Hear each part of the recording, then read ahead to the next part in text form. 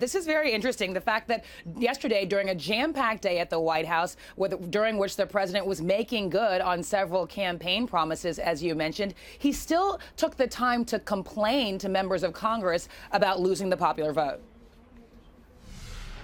President Trump again falsely claiming he lost the popular vote because of voter fraud. Sources tell CNN during a bipartisan meeting with congressional leaders at the White House, the president reiterated the unsubstantiated claim that 3 to 5 million illegal ballots cost him the popular vote. It's a claim Mr. Trump has made before on Twitter, and it's been repeatedly debunked.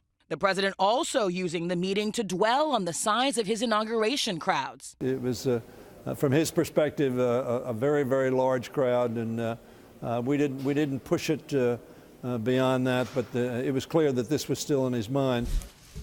In his first official briefing as White House press secretary, Sean Spicer defending the president. It's about sitting here every time and being told, no, the crowds aren't that big, he's not that successful. The narrative and the default narrative is always negative, and it's demoralizing. Spicer on the defensive after falsely claiming the 2017 inauguration had the largest audience of any swearing in. I think sometimes we can disagree with the facts. Our intention is never to lie to you.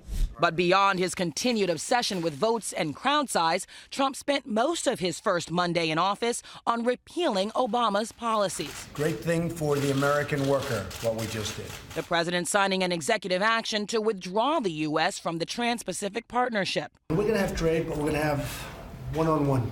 Casting the free trade agreement between 12 nations as bad for American business. Companies that left are going to come back to our country, and they're going to hire a lot of people. The president also signing 2 other executive actions, imposing a hiring freeze on most federal workers and reinstating a ban on funding for international groups who provide or counsel women on abortion. His policy moves coming on the same day he met with corporate and union leaders, warning U.S. companies against manufacturing overseas.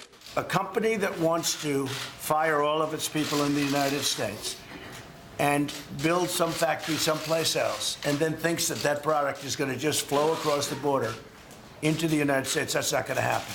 They're going to have a tax to pay, a border tax, a substantial border tax. And offering an incentive to stay in the U.S. We think we can cut regulations by 75%, maybe more. Another busy day ahead for the president. He has another breakfast and listening session, this time with auto industry leaders. He'll be signing more executive orders and then later meeting with Senate leaders. One thing not on his public schedule, the presidential daily briefing. Now, that's the intelligence briefing that's gotten so much attention over the last several months.